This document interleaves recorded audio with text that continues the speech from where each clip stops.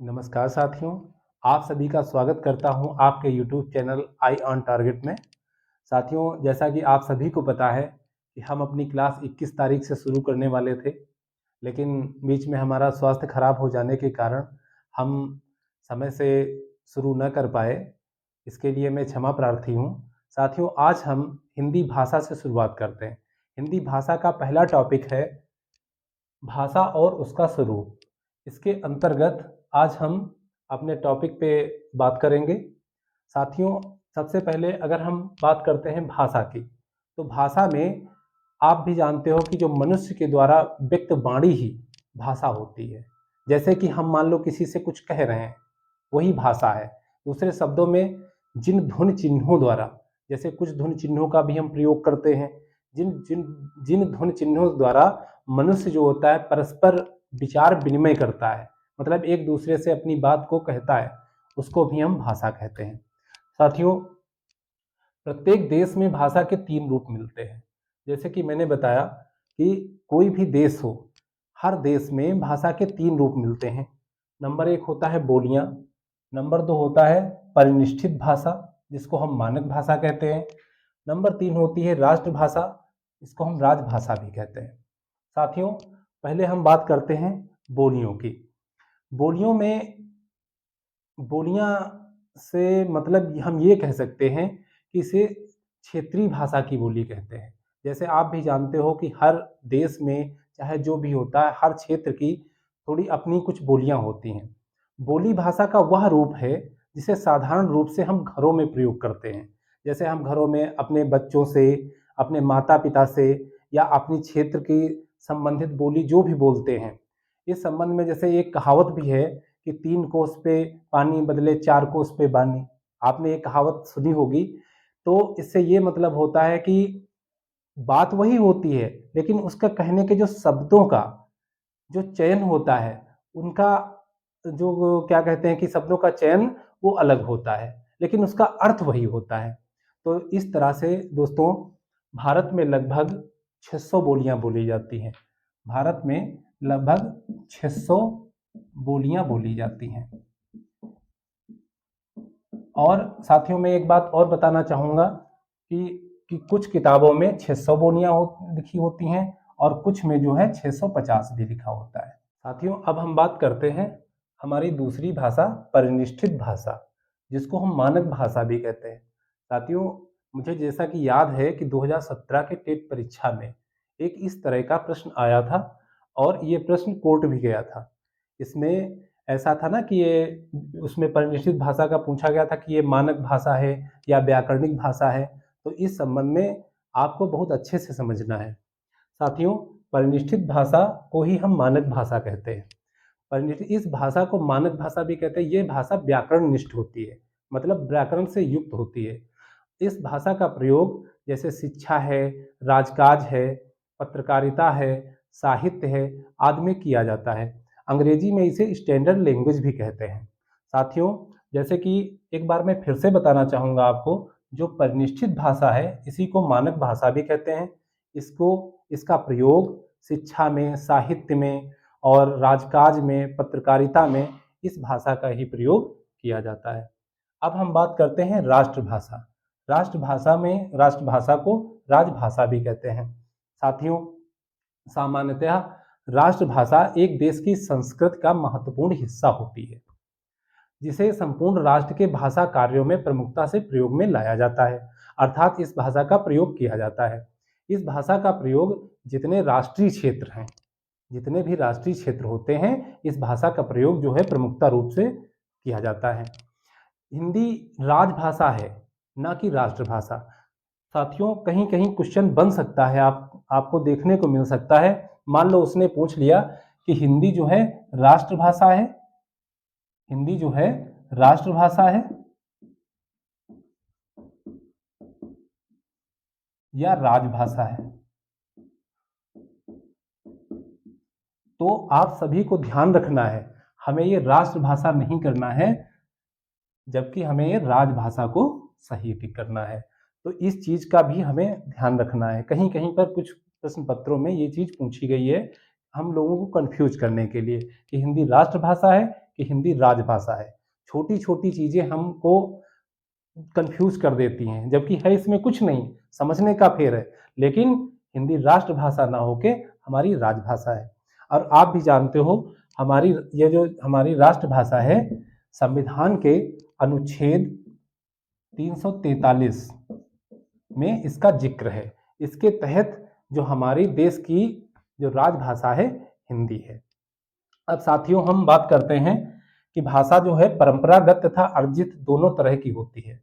परंपरागत मतलब ये होती है कि जो आम तौर से हम लोगों के द्वारा, जैसे हमने किसी दूसरे से सीखा, परंपरागत रूप से जो चली आ रही भाषा है, कि जैसे मान लो पानी को जल कहा जाता है, तो शुरू से किसी ने कहा, वही हमने सुना, और ये परंपरागत रूप से चलती चली आ जाती है। और इसी तरह से कुछ होती है अर्जित भाषा। अर्जित भाषा में ये होता है कि जैसे जो हम अपनी खुद ज्ञान के द्वारा अर्जित करते हैं, और ये दो तरह की होती है भाषा। जैसे कि एक होता है कथित, कथित भाषा को ही हम मौखिक भाषा कहते हैं। दूसरी जो होती है, ये होती है लिखित। कथित भाषा को हम बोलकर भाव द्वारा प्रकट करते हैं। जैसे कि हमको किसी से कुछ कहना है, तो हम उसको बोल करके अपना जो भी हम कहेंगे, जो उस व्यक्ति दूसरे व्यक्ति तक हम अपनी बात पहुंचा रहे हैं, वो हमारी क्या है, मौखिक भाषा है। और इसी तरह से अगर हम किसी चीज को लिखित रूप से व्यक्त करते हैं, अपने किसी भाव को हम अगर लिखकर व्यक्त करते हैं, तो हमारी जो भाषा होगी ये लिखित भाषा कहलाएगी। साथियों, अब हम बात करते हैं हिंदी के विकास के क्रम की। अब क्रम, आपको भी पता है कि ये क्रम कई बार परीक्षाओं में पूछा गया है। हर परीक्षाओं में लगभग ये क्रम पूछा जाता है कि कैसे क्या क्रम हमारी हिंदी भाषा का है। तो ये क्रम आप लोग को ध्यान रखना बहुत जरूरी है। जैसे पहले नंबर पे आती है संस्कृत। संस्कृत के क्रम में नीचे को लिख रहा हूं। दूसरे नंबर पे तुम्हारी आती है पाली। फिर आती है प्राकृत। फिर आती है अपभ्रंश।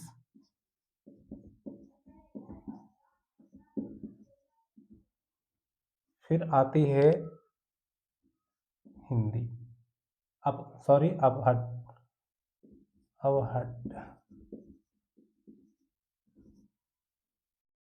फिर आती है हिंदी।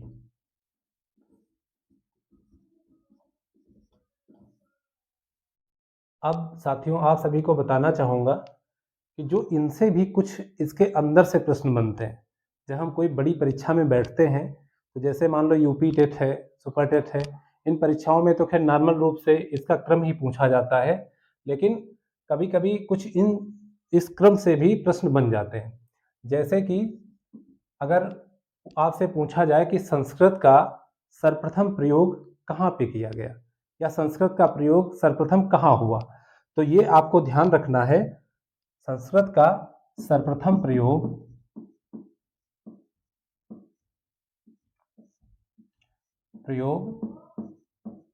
वाल्मीकि रामायण में हुआ।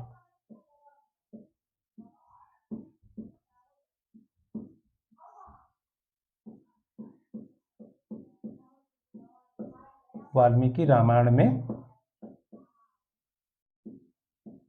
हुआ था। तो हम लोगों को ये बात ध्यान रखनी है कि संस्कृत का सर्वप्रथम अगर पूछ लिया जाए कि सर्वप्रथम प्रयोग कहाँ हुआ था, तो संस्कृत का प्रयोग सर्वप्रथम वाल्मीकि रामायण में हुआ था। और पाली के विषय में हम ये बात बता रहे हैं आपको कि गौतम बुद्ध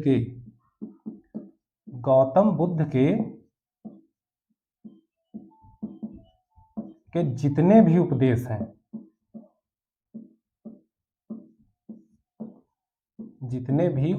हैं,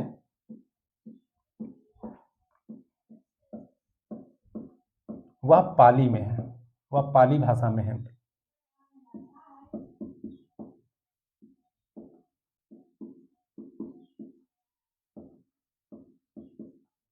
भाषा में है। अब हम बात करते हैं प्राकृत की। प्राकृत में भगवान महावीर का सब लोग, आप लोग नाम जानते हो। जितने भी भगवान महावीर के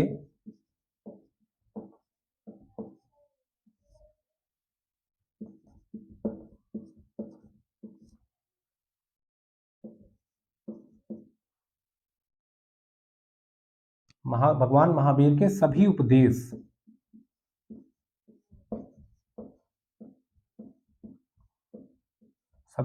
प्राकृत भाषा में मिलते हैं।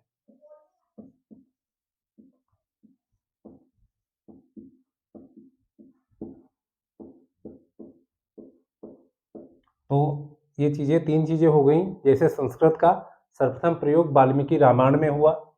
गौतम बुद्ध के जितने भी उपदेश हैं वो पाली भाषा में हैं। भगवान महावीर के सभी उपदेश जो हैं वो प्राकृत भाषा में हैं। और अब बात करते हैं हम अपभ्रंश की। सर्वप्रथम अपभ्रंश का सर्वप्रथम प्रयोग कहाँ हुआ?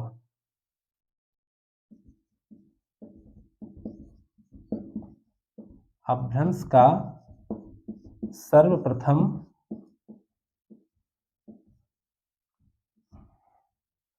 सर्वप्रथम प्रयोग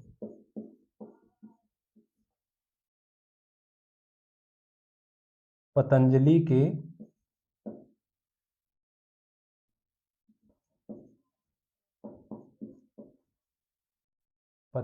के महाभाष्य से हुआ।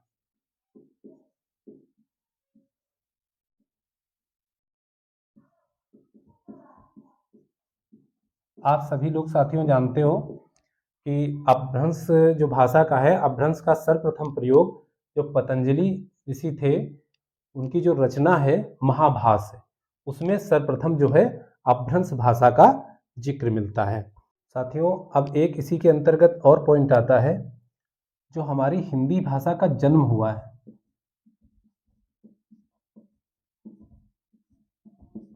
हिंदी भाषा का जो जन्म हुआ है अपभ्रंश से ही हुआ है।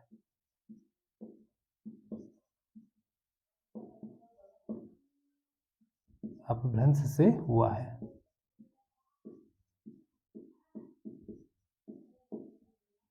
इसी में एक और कभी कभी प्रश्न पूछ लिया जाता है साथियों, जैसे कि स्वयंभू को बहुत सारे साथी लोग जानते होंगे, हमारे कवि हैं, तो स्वयंभू को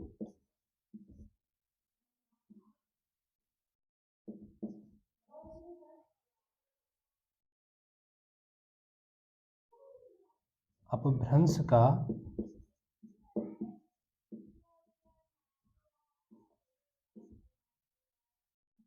वाल्मीकि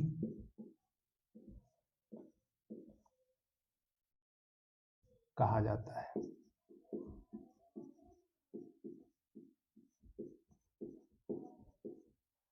साथियों अब एक बार आप फिर से देख लीजिए, रिवाइज कर लीजिए। जो संस्कृत है, संस्कृत का सर्वप्रथम प्रयोग वाल्मीकि रामायण में हुआ। ये आप सभी को ध्यान में रखना है। इस तरह का कुछ प्रश्न पूछा जा सकता है कि संस्कृत का सर्वप्रथम प्रयोग कहाँ पे हुआ। फिर पाली जो भाषा है, गौतम बुद्ध के जितने भी उपदेश हैं वो पाली भाषा में है। प्राकृत के बारे में है कि भगवान महावीर के जो सभी उपदेश प्राकृत भाषा में दिए गए हैं। अपभ्रंश का सर्वप्रथम प्रयोग पतंजलि के महाभाष्य से हुआ है, और हिंदी भाषा का जन्म अपभ्रंश से ही हुआ है। स्वयंभू को अपभ्रंश का वाल्मीकि कहा जाता है।